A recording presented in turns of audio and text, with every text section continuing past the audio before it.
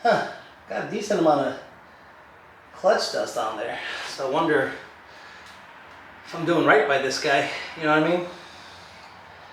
I don't know, decent amount of dust, and you wouldn't think so, but yeah, it's pretty thick. So I gotta figure out why I have so much clutch dust. Interesting, interesting, interesting.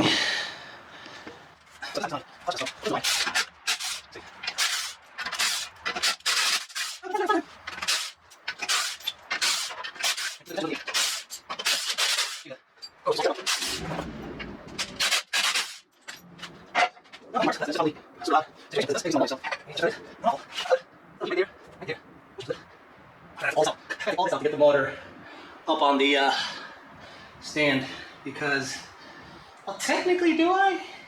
Yeah, probably should. Do I? Oh yeah, then I'll need an extra long bolt for that. So might as well just take everything out.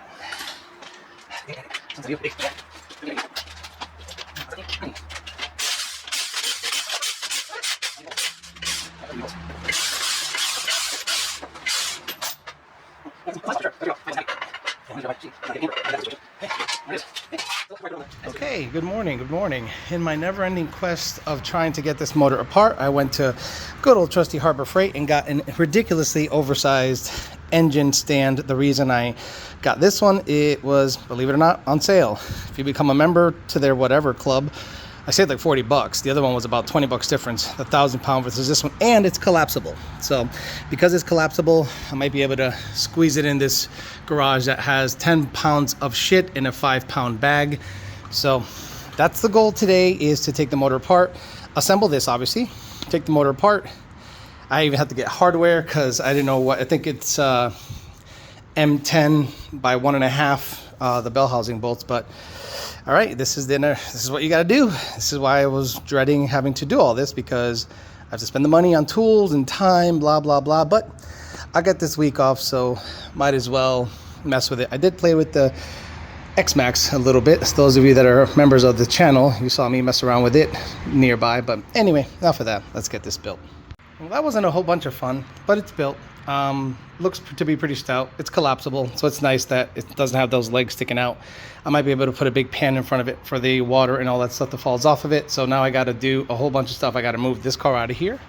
I got to set up the engine hoist in the back, lift up the motor, put the motor on here, and then bring the engine hoist maybe in here to be out of the way for now. So I'm gonna be doing all that.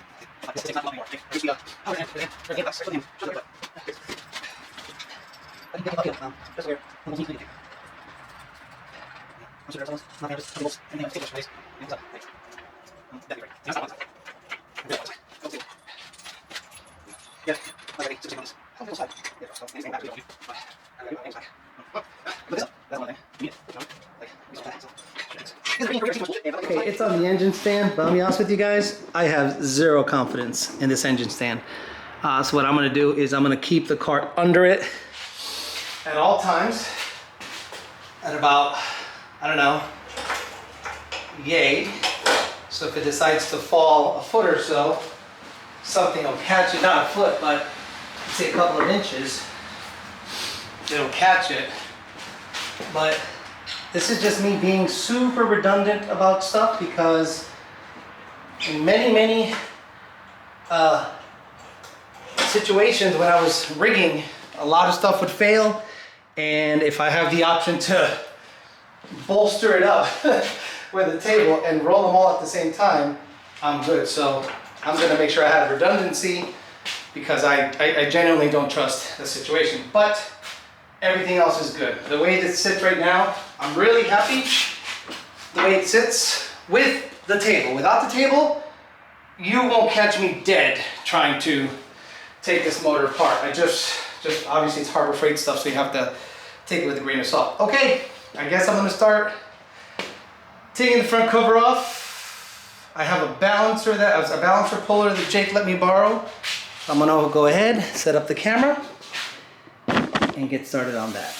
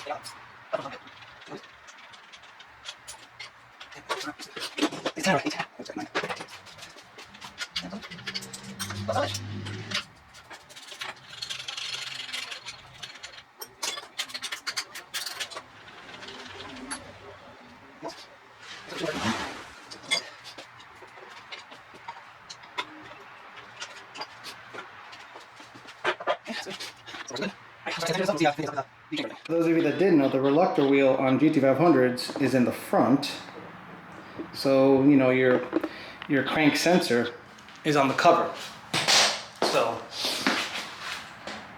it's not, so if you do a transmission job and you have issues on a GT500, it's probably not this, because this is in the front. Now, if you have a wobbly balancer, yeah, it's probably this. Because if the balancer is wobbly, then eventually it can rock a little bit and be an issue and give you like false readings because the thing's wobbling around. I've seen guys where the balancer is half fallen off and this thing's wobbling around and starts throwing PO315s and needs a crank relearn, but you're like, no, it's your reluctor wheel. It's jacked up. This is a single key, obviously, but it looks like the other key was trying to make its way in. But that's normal, I guess. One of the questions I had with Jake is, you know, keeping these in order is very important. So he's like, yeah, Ford marks them, so you shouldn't screw up. So there should be numbers on them. It's like, okay, cool. So, you know, like here we have, I'll show you real quick. It says 10, 10, 9, 9, 12, 11, 11, yep, 10, 10, 9, 9, 8, 8, 7, 7, 8, 8, 7, R. The 7 was completed between the cap. On this side, 11, I think, yeah, 11, 11. I want you guys to see it, okay? Let me get the flashlight.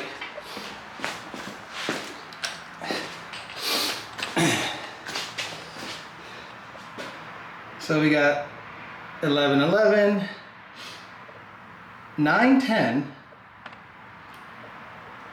10, 9, 10, 9, 8, 8, 7, 7.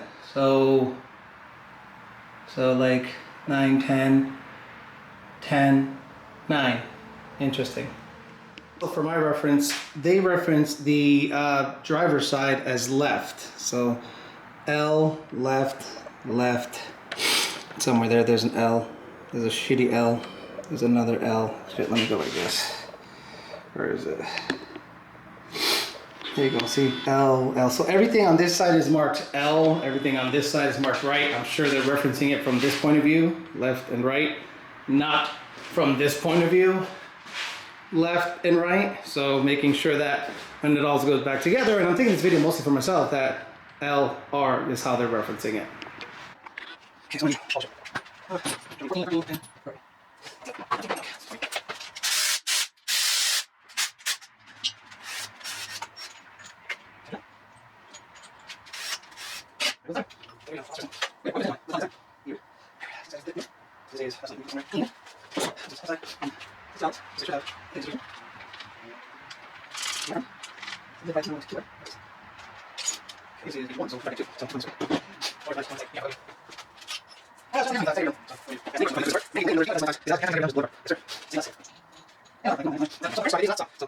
So this side, these guys do not come off easy. This is the side that had an issue.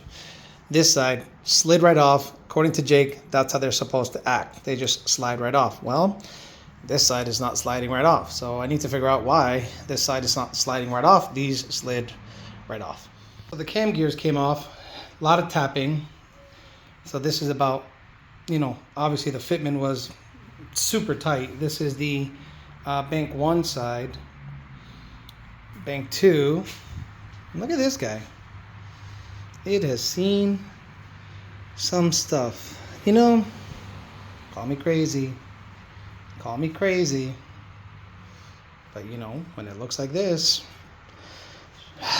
shouldn't someone get a call? I don't know. Maybe I'm stupid. Let's keep going. I'm tired, but I got the heads off. I don't see any signs of the valves hitting on the second bank, which would be number 8765. But number 1 definitely got kissed right there. But 2, 3, 4 seem to be okay. I'm gonna rock the piston a little bit, not like I know what the fuck I'm doing, or I'll just have Jake do it, not on camera, because he doesn't want to do anything on camera. And we'll see what the deal is, but I'm gonna go to bed today, and I'll continue tomorrow. I gotta get ready for the show, and I gotta do a bunch of shit, but it'll look like, you know, a second for you, but it'll be like a whole day for me. And before I sign off for the day, nothing super obvious. Sorry about the glare. Yeah, nothing super obvious is showing up, obviously, but I don't know what I'm looking at. Let's be honest, I'm just a novice. So they're out. A lot of work, but got it done. So now I'm gonna choose a place to redo them. New springs, new valves, and see how everything goes. Okay, so you saw the disassembly. Took a long time because I had to get a lot of equipment and tooling to make everything work. So one thing we did notice was that there was oil on a lot of the intake valves. If you rewind back a little bit, you can see that there's oil on the intake valves. We don't know why, we have no idea, but there's a very obvious oil, residue on some of the intake valves. And the cylinder that seemed to kiss, the piston that had a little bit of a nick in the front, that was number 1 piston. That did not have any issues. So because there are no witness marks or signs of the valve hitting the piston on any of the cylinders that were an issue, that means the valves were bent beforehand, meaning they're being hung up by something And if they did not make contact with the piston, why is number 4, number 8, and number 5 literally hung open, intake and exhaust?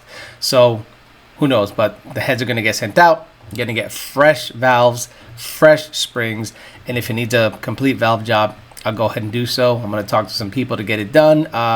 Some people are willing to do it. I've had some conversations, and some people are willing to do it that I trust, or at least have had modular head experience on the Ford side. So that's a good sign that I'll be able to get that sent out. So obviously there won't be much traction going forward in terms of content until I get the cylinder heads back. We're going to go ahead and measure the gaskets. We're going to go ahead and see if the guy who is doing the cylinder heads wants to assemble it on his end, but more than likely I'll be sending it up to Lund Racing, and we'll finish the assembly up there, because Senior's really good at modular engine assembly. He's actually one of the few people that I trust, and probably one of the better experts out there based on his experience with Coyote platforms, and he has the GT500, so he's actually excited to dial in the cams, assemble everything, and I'm absolutely going to take his offer up to build the motor up there, at least the top end of things, and see how everything shakes out. Guys, thank you very much for hanging in there with me. I know it's a very long process. I am tired, but we got the motor out. I got the motor out. A lot of money, a lot of time invested, but we'll get it fixed. This is not going to take another year. This is going to be sooner than later, because if you don't push forward with your project, it's just going to sit there and linger. And the last thing you want on a project car, when you can do some work to it, is just to let it sit because you're frustrated. Yes, I'm frustrated, but we're going to get it fixed. Probably going to replace the clutch because the spec didn't look all that great. I have a McLeod RXT to go in there. And once that's all said and done, we'll see how the car performs. Guys, thank you very much for being patient. Thanks for listening. And we'll talk to you later.